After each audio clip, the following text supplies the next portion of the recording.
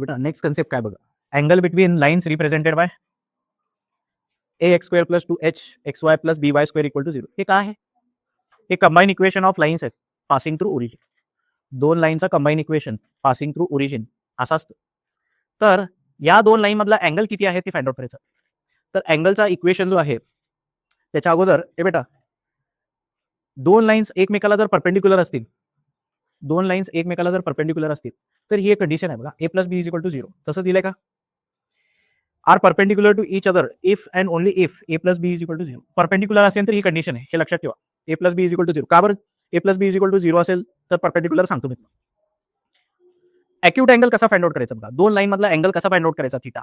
थीटाचा formula आहे बरोबर, tan θ = मॉडमध्ये का बरं? कारण थीटा नेहमी पॉझिटिव्हच असणार आहे. 2√h² - ab / a + b बरोबर का? याच्यावरनं वेगवेगळ्या कंडिशन्स येणार आहेत. हे बेटा डिनॉमिनेटर याचा डिनॉमिनेटर जर 0 असेल, हे बेटा डिनॉमिनेटर जर 0 असेल तर हा डिफाइंड आहे का? नॉट डिफाइंड आहे बघा. आणि टॅन नॉट डिफाइंड कधी असतो? टॅन थीटा नॉट डिफाइंड कधी असतो? 90 डिग्रीला बरोबर. थीटा 90 डिग्री असताना a + b काय असायला पाहिजे? 0. ते आता कंडिशन बघितलं का नाही? a + b 0 असेल तर दोन लाईन मधला अँगल किती असतो? 90 डिग्री. दोन लाईन एकमेकाला परपेंडिक्युलर कधी असणार आहे? a + b = 0. a + b = 0 कसं कळणार आपल्याला? दोन लाईनचा कंबाईन इक्वेशन दिलेला असतो बरोबर का? त्याच्यावरनं a आणि b ची व्हॅल्यू आपण फाइंड आउट करू शकतो बरोबर का? ax + 2hxy + by² = 0. a आणि b माहिती असेल, दोघांना ऍड करून बघायचं. ते जर 0 येत असेल तर दोन लाईन एकमेकाला परपेंडिक्युलर असणार. त्याच्यानंतर ना दुसऱ्या कंडिशन काय म्हणले? ही कंडिशन कधी याची होती? कोइन्सिडेंट असताना. हे बेटा दोन लाईन मध्ये अँगलच नसेल, अँगल 0, थीटाची व्हॅल्यू 0 कधी असणार आहे? हे 0 कधी असणार आहे? टॅन 0 कधी असतो? टॅन 0 कधी असतो? 0 डिग्रीला बरोबर का? 0 कधी येणार आहे? हा न्यूमरेटर 0 असताना. न्यूमरेटर 0 कधी असणार आहे? हा 0 असेल तर √h² - ab should be equal to 0 बरोबर. दोन्हीकडचा स्क्वेअर केलं तर काय होतं? h² - ab = 0. ह्याला तिकडे शिफ्ट केलं तर h² = ab. हे कंडिशन जर सॅटिस्फाय होत असेल तर ह्या दोन लाईन मध्ये अँगल किती असणार आहे? 0. दोन लक्षात येते का condition? Acute angle find out करायचं असेल तर हा फॉर्म्युला. दोन लाईन एकमेकाला परपेंडिक्युलर असेल तर a + b ची व्हॅल्यू 0 असणार आहे बरोबर का? दोन लाईन कोइन्सिडेंट असतील तर h² = ab ही कंडिशन सॅटिस्फाय होत. एवढंच आहे बघा, या प्रॅक्टिस सेटमध्ये एवढंच आहे. एक फॉर्म्युला आणि हे तीन कंडिशन माहिती असतात. येते का लक्षात? Show that the line represented by are perpendicular to each other. कधी परपेंडिक्युलर असणार आहेत? a + b ची व्हॅल्यू 0 असेल तर a + b ची व्हॅल्यू 3 + -3 किती येते? 0. म्हणजे हे परपेंडिक्युलर आहे बघा. कुठे परपेंडिक्युलर आहे? काय आहेत? परपेंडिक्युलर. दुसरा question, show that the lines represented by, lines म्हणल्या म्हणजे हा कंबाईन इक्वेशन आहे, आर कोइन्सिडेंट. कधी कोइन्सिडेंट असतात? h² - ab ची व्हॅल्यू 0 म्हणजे h² should be equal to ab. आहे का तसं? बघू, h² - ab ची व्हॅल्यू 0 आली बरोबर ना? h² - ab ची व्हॅल्यू किती आली? 0 आली. म्हणजे हे काय कोइन्सिडेंट आहेत. येते का लक्षात? त्याच्यानंतर अॅक्यूट अँगल फाइंड आउट करायचं. असा लाईनचा इक्वेशन दिलेला असणार आहे. अॅक्यूट अँगल कसा फाइंड आउट करणार? h ची व्हॅल्यू फाइंड आउट करायची, a ची व्हॅल्यू फाइंड आउट करायची, b ची व्हॅल्यू फाइंड आउट करायची. फॉर्म्युला काय? मॉडमध्ये 2 times √h² - ab / a + b. त्या फॉर्म्युल्यामध्ये व्हॅल्यूज टाकायची आणि तुम्हाला आन्सर मिळतो. टॅन थीटाची व्हॅल्यू मिळणार आहे पहिल्यांदा. टॅन θ = 1 मिळाला. टॅन θ 1 कधी असतो? थीटा 45 असताना. येते का लक्षात? असं फाइंड आउट करायचं. लास्ट प्रॅक्टिस सेटमध्ये काय कन्सेप्ट आहे? General second degree equation in x and Y. एकदम सुरुवातीच्या स्लाइडला मी जातो. हे बेटा एकदम सुरुवातीच्या स्लाइडला जातो, पहिल्या स्लाइडला जातो, जिथे आपण कंबाईन इक्वेशन फाइंड आउट केलं होतं बरोबर. हे दोन लाईनची इक्वेशन आहेत. ह्यांना जर एकमेकाला मल्टिप्लाय केलं तर इक्वेशन कसा मिळणार आहे? ह्यांना कंबाईन केलं तर इक्वेशन कसं मिळणार आहे? असं मिळणार आहे की तो 18 होता ना, ते असं मिळणार आहे इक्वेशन, असं मिळणार. तो जो होमोजिनियस इक्वेशन मिळत होता, असा होमोजिनियस इक्वेशन मिळत होता का नाही? ax² + 2hxy + by². एवढाच का बरं मिळत होता? कारण ते ओरिजिन मधून पास होत होतं, त्याचा वाय इंटरसेप्ट नव्हता बरोबर का? आता हे दोन लाईनचे आहेत, ते ओरिजिन मधून पास होत नाही. कुठलेही रॅन्डम दोन लाईन्स आहेत, हे कॉर्डिनेट सिस्टीम आहेत, दोन लाईन इकडे असतात.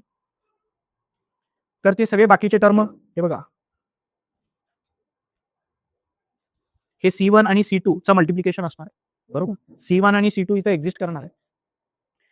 जे लाईन ओरिजिन मधून पास होतात त्याचा C0 असतो. y is equal to mx असतो का नाही? C1 ची व्हॅल्यू 0 असणार आहे ओरिजिन मधून पास होणाऱ्या लाईनचा. ओरिजिन मधून पास होणाऱ्या लाईनचा C 0 असणार आहे. बरोबर का? मग त्यांचा कंबाईन इक्वेशन किती येत होता? ax² + 2hxy + by². Homogeneous equation मिळत होतं. आता हे दोन लाईन्स ओरिजिन मधून पास होत नाहीत, तर C1 आणि C2 चं मल्टिप्लिकेशन केल्यानंतर ना हा इक्वेशन मिळतो. हा इक्वेशन मिळतो. हा असा इक्वेशन मिळतो. हा असा इक्वेशन मिळतो. म्हणजे x² ची एक टर्म मिळणार आहे, y² ची एक टर्म मिळणार आहे, xy ची एक टर्म मिळणार आहे, x ची एक टर्म मिळणार आहे, y ची एक टर्म मिळणार आहे आणि नुसता एक नंबर मिळणार आहे. म्हणजे तुम्ही फॉर एक्झाम्पल एक इक्वेशन घेऊन दाखवतो तुम्हाला. 3x + 4y + 2 = 0. हे एक लाईनला रिप्रेझेंट करणारं इक्वेशन आहे. आणि दुसरा इक्वेशन 5x + 7y + 3 असं काहीतरी आहे. या दोघांचा लेफ्ट हँड साइड जेव्हा तुम्ही मल्टिप्लाय करताल, x² ची एक टर्म मिळणार आहे, y² ची एक टर्म मिळणार आहे, बरोबर का? xy ची एक टर्म मिळणार आहे, बरोबर का? हे xy ची टर्म, हे xy ची टर्म सॉल्व्ह केल्यानंतर एकच xy ची टर्म मिळणार. नंबरचं मल्टिप्लिकेशन मिळणार आहे, बरोबर का? ह्याचा ह्याच्याबरोबर मल्टिप्लिकेशन केल्यावर नुसता x ची टर्म मिळणार आहे, ह्याचा ह्याच्याबरोबर मल्टिप्लिकेशन झाल्यावर नुसता y ची टर्म एक मिळणार. हे सगळे टर्म मिळणार आणि ते जे नंबर्स मिळणार आहेत, x² सोबत असणारा जो नंबर आहे त्याला a म्हणलाय, xy सोबत असणाऱ्या नंबरला 2h म्हणलाय, y² सोबत असणाऱ्या नंबरला b म्हणलाय, x सोबत असणाऱ्या नंबरला 2g म्हणलंय. काय म्हणलंय? x सोबत असणाऱ्या नंबरला काय म्हणलंय? 2g. y सोबत असणाऱ्या नंबरला काय म्हणलंय? 2f. आणि शेवटी जो नुसता नंबर राहणार आहे त्याला काय म्हणलंय? येते का लक्षात? दोन लिनियर इक्वेशन इन 2 व्हेरिएबल्स मध्ये असणारे दोन इक्वेशनला जर मल्टिप्लाय केलं तर असा इक्वेशन याला काय म्हणायचं? General second degree equation in x end Y. हे कुठल्या पेअर ऑफ लाईन्सला रिप्रेझेंट करतात? जे ओरिजिन मधून पास होत नाही. मग हे जे इक्वेशन आहे, असा इक्वेशन जर तुम्हाला दिला तर ते लाईन्सलाच रिप्रेझेंट करते का नाही, कसं चेक करायचं? ह्याच्या अगोदर आपण कसं करत होतो? तीच कंडिशन असणार आहे. रिमार्क्स इथं बघू. तीच कंडिशन असणार आहे. ए बेटा, हे पेअर ऑफ लाईन्सला रिप्रेझेंट करताय का नाही ते चेक करण्यासाठी काय करायचं? दोन कंडिशन असणार. कुठे लिहिलं बघू कंडिशन? हा, इथे लिहिलंय बघा कंडिशन. ही एक कंडिशन आहे आणि दुसरी कंडिशन ही आहे. हे कंडिशन तर ह्याच्या अगोदर पण आपण यूज करतो. होमोजिनियस इक्वेशन दिलेले असायचे, ते दोन लाईन्स, तो जो इक्वेशन आहे ते दोन लाईनला रिप्रेझेंट करतो का नाही चेक करण्यासाठी आपण काय करत होतो? ही कंडिशन सॅटिस्फाय होती का चेक करतो. इकडे दोन कंडिशन सॅटिस्फाय व्हायला पाहिजे. होमोजिनियस इक्वेशन दिला असेल तर एकच कंडिशन चेक करायची, पण जनरल इक्वेशन दिला असेल तर दोन कंडिशन सॅटिस्फाय व्हायला पाहिजे. h² - ab 2ab ची व्हॅल्यू, सॉरी, h² - ab ची value should be greater than or equal to 0 and याची व्हॅल्यू काय असायला पाहिजे? Equal to 0. हे कुठनं कॅल्क्युलेट करायचं? हे कसं लक्षात ठेवायचं? डिटर्मिनंट लक्षात ठेवायचं. हे बघा, डिटर्मिनंट कसा लक्षात ठेवायचा? ABCDEF G हा आता एक सेकंड. हा, काय काय टर्म आहे ह्याच्यामध्ये? ABCDEF G आणि H. आणि ह्याला आणखी एक लक्षात ठेवण्याचं मेथड काय काय होतं बघा, ते कायतरी एक वियर्ड सेंटेन्स होता.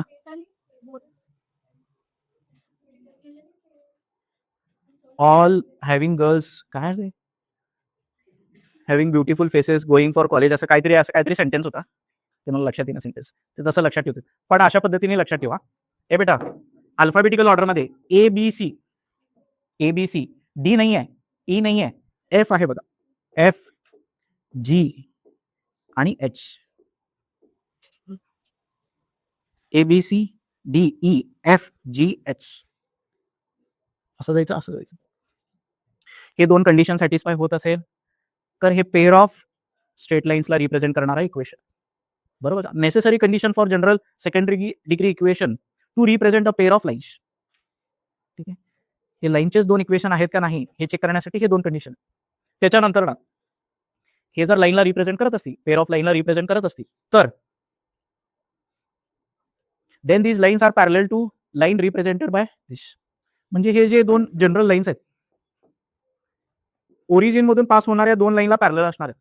ही लाईन याला पॅरलल असणार आहे, ही लाईन याला पॅरलल असणार आहे. इन शॉर्ट काय आहे, हे दोन लाईन्स कुठल्या तरी दोन लाईन्सला रिप्रेझेंट करणं पॅरलल असणार आहेत, जे ओरिजिन मधून पास होणार. थोडक्यात काय आहे, या लाईन्सला उचलून, या पॉईंट पाशी पकडून उचलून जर ओरिजिन पाशी आणलं तर त्या लाईनचं इक्वेशन असं दिसणार आहे. त्या लाईनचं इक्वेशन कसं दिसणार आहे?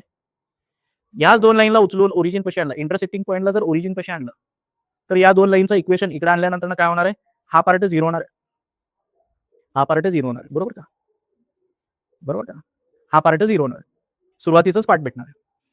येते का, जे की आपण सुरुवातीला म्हणत पण होतो C1 इंटू C2 केल्यानंतर ना हा एक्स्ट्राचा पार्ट येतो.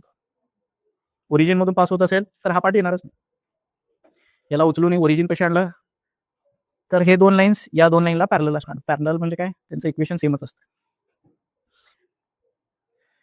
हे पेअर ऑफ लाईन्स ला रिप्रेझेंट करणारा जर इक्वेशन असेल तर या दोन लाईन्स मधला अॅक्यूट अँगल किती असणार आहे, जो अॅक्यूट अँगलचा फॉर्म्युला होता सेकंड एक्सरसाइज मध्ये तोच आहे, तोच फॉर्म्युला आहे. टॅन थीटा किती असतो मॉड मध्ये 2 into square root of h² minus AB upon A plus B. Acute angle त्याच फॉर्म्युलेने कॅल्क्युलेट करायचं. परपेंडिक्युलर आहे का दोन लाईन, कसं चेक करायचं, तीच कंडिशन आहे, A plus B should be equal to 0. तो डिनॉमिनेटर 0 असेल, हे नॉट डिफाईंड असतं, डिनॉमिनेटर 0 तर हा not defined.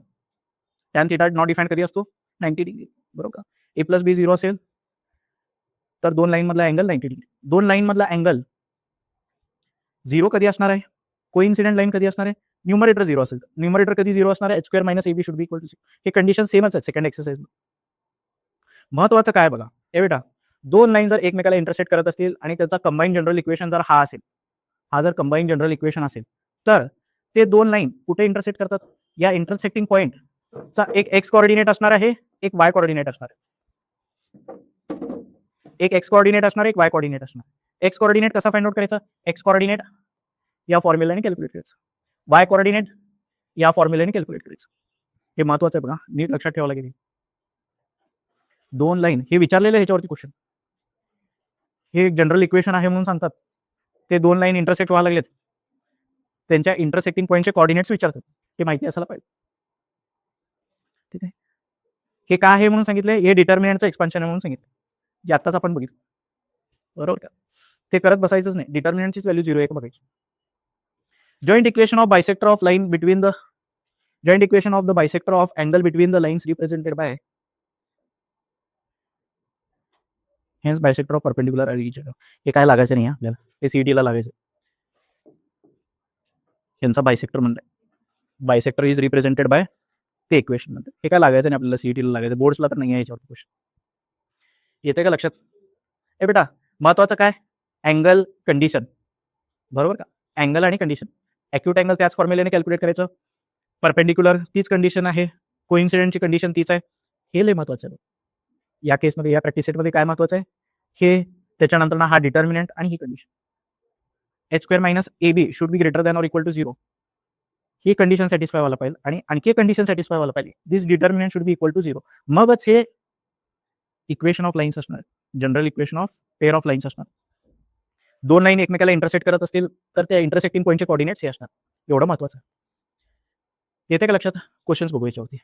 Show that the equation represents pair of line, विचारलंय बघा, पेअर ऑफ लाईनला रिप्रेझेंट करते का, दोन कंडिशन सॅटिस्फाय व्हायला पाहिजे, h² minus AB should be greater than or equal to 0, आणि डिटर्मिनंटची व्हॅल्यू काय असायला पाहिजे. Show that the equation represents pair of line, find the acute angle, acute angle पण फाइंड आउट करायला सांगते, म्हणलं हे काय केलंय.